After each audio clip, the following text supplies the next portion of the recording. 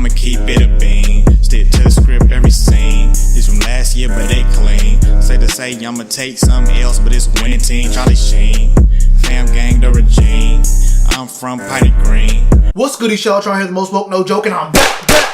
Gotta give them the brand new video, and I'm gonna keep it a Bowberry biscuit. It's the start of a new day. It's the start of a brand new year. And you know what they say about brand new beginnings. You gotta start fresh with it, and I'm starting off fresh with the hair's back. We got a twist back and everything looking fresh again. But we're bringing back the very best intro on all of YouTube. I don't care. There's a billion different channels on YouTube, but I promise you, you better link the channel down below that has a better intro than mine. Hey, we did get away from the intro for about a month and a half, maybe even 2 months actually.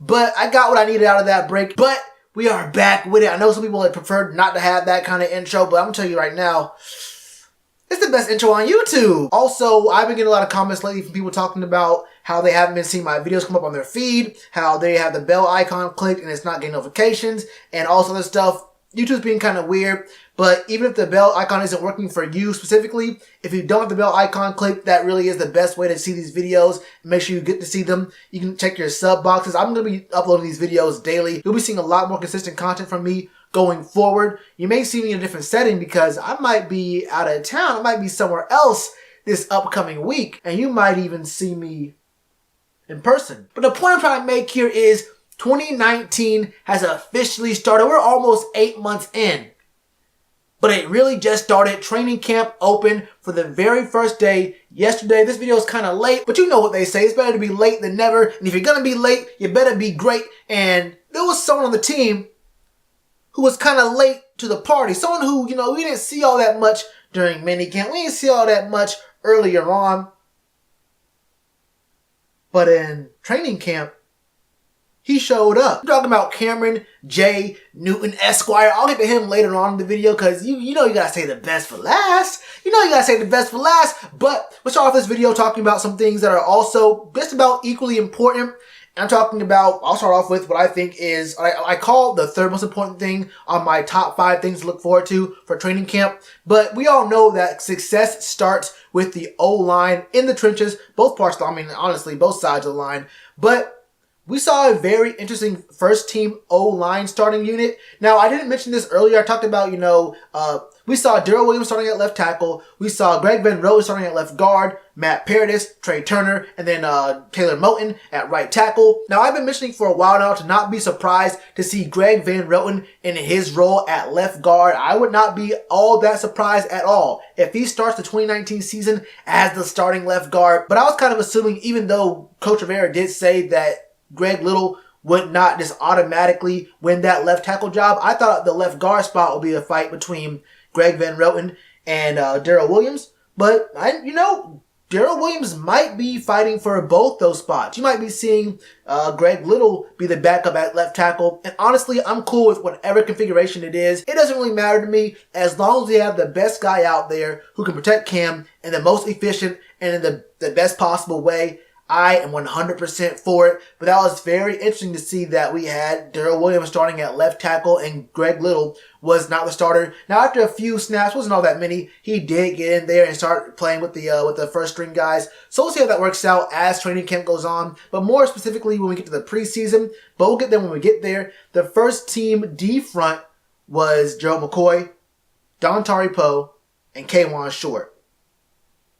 I like that. Then the back four, you can probably guess what it is. And Bruce Irvin, Luke Kuechly, Shaq Thompson, and Mario Addison. We did not see those rookies be the first guys on the field. And you know what? I'm cool with that. Let's see what those veteran guys have. Let's look at them real quick and see what we have there. If they're going to be able to, spell for those guys. We know Brian Burns will most likely be starting in there. I don't know about Brian Burns versus Mario Addison on the side. That could be something else. But the really big point here is it doesn't really matter who starts because we're going to be bringing guys in and out, confusing offenses, doing different things scheme-wise, and not only switching personnel, but also switching up formations we throw out there too. So don't be surprised if we see a lot of really good things from a lot of guys splitting reps and that kind of stuff, even during different drives. Look, it's going to be something really crazy on defense this year. Keep your eyes peeled for that. That's really good, looking good. And speaking of defense, we saw a lot of really good defensive plays. Shaq Thompson picked off Cam. We saw Mario Addison. He swatted the ball that got Shaq Thompson that ball. We saw Eric Reed with some pass breakups. Corn Elder played some slot corner, and he almost picked off a pass that was going toward DJ Moore. We saw a lot of guys out there. Rashawn Golden, who was going to be at free safety, and he might even play some nickel corner. Now, I still have, I feel really weird thinking about this. There's been multiple reports talking about how Rashawn Golden might play free safety some plays and might play slot corner some plays.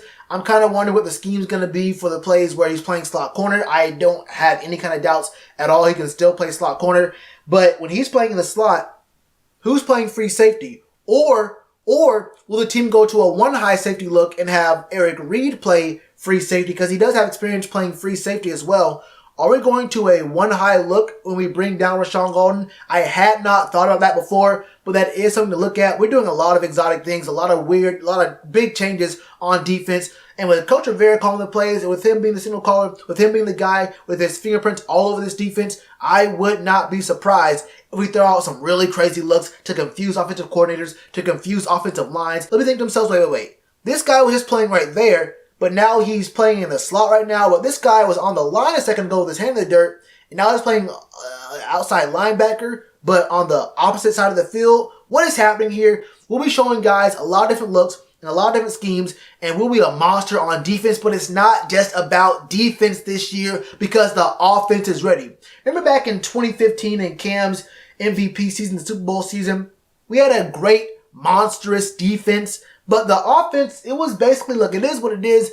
Cam borderline carried. It's not even borderline. We saw what we saw. Cam carried that offense that year. That's not going to be the case this year. Our defense is stacked for show. We already know we got on defense. We already know. But our offense is looking good. Cam has weapons everywhere. And it's not just the big names. You know about Christian McCaffrey. We know about Greg Olsen. He had some good catches at training camp last night. But we also saw some really good things from DJ Moore. There was a pass to him that looked really good. I'll get to that in a second. Curtis Samuel, it was a really great pass to him looking really good. And Cam Newton was throwing some lasers. He had a couple, warm-up 15-yarders, 20-yarders. And then we saw a laser to Curtis Samuel later on in the practice. You probably see it on the screen right now. You tell me how that shoulder looked. Now, he isn't a pitch count. He won't be really doing all that much. And they have been talking about how quarterbacks during training camp, we're going to get a lot of different reps. We'll be seeing guys funneling in with their starters and different strings. So they're going to try to see what kind of things we can see from Will Greer, Kyle Allen, Taylor Heineke. And Coach said he wants to make it as even as a competition as possible for these passers. I'm 100% cool with that. Let the best man win. We already know that Will Greer made the team. He's not going to be dropped off the team. But between Taylor Heineke and Kyle Allen, there is a potential for a really heated quarterback battle to see who is going to be the backup this year. And that's no surprise because we do have probably the best. And that's really no surprise because we probably have the best backup quarterbacks in the whole league. Don't quote me on that, but we have some of the best out there. We also have some of the best backup running backs. Jordan Scarlett, we saw him working really well out there. He dropped a pass during practice, so what did he do after practice? He was staying there late, catching passes, everyone signing papers, everyone signing jerseys and whatnot. Guys are walking off the field. He's still out there, catching passes, making sure he can be the best running back he can be. And he wasn't even billed as a pass-catching running back. People didn't even have a thought in their mind about him being a pass-catching running back. But if he can add that to his game, as well as being one of those brawler kind of running backs, one of those bowling ball kind of guys, he can be a monster. And I don't really have all that much for you anymore. There's a few other things that happened during training camp. But for the most part, just know day one was a huge success. A lot of guys stepped up. A lot of guys, Cam was looking good out there. What pitch count? We saw Joe McCoy being a great teammate, carrying guys' helmets after practice, guys signing jerseys, doing all this stuff. David Tepper was out there acting crazy with a security shirt on, getting guys' signatures and whatnot, man. It's going to be wild. If you can make it out there, the training camp sometime. It's going on for a while now, for the next few weeks. If you can make it out there to Spartanburg, Wofford College, do that. That's all I got for you today for day one of training camp. What are your thoughts? Do you see anything? Did I miss anything? What do you think about Cam, the offense, the defense? What are your predictions? Let me know what your predictions are for stars in the defense and offense this year, man. I want to see it all. Let me know all that in the comments below. Hit that subscribe button. Hit that bell icon. And you already know to do that like button. Cheers to you, appreciate the chance. Being told y'all I been the man. Being told y'all I had the gift. Tell a friend to tell a friend. Real ones gonna recommend. Count this as another win.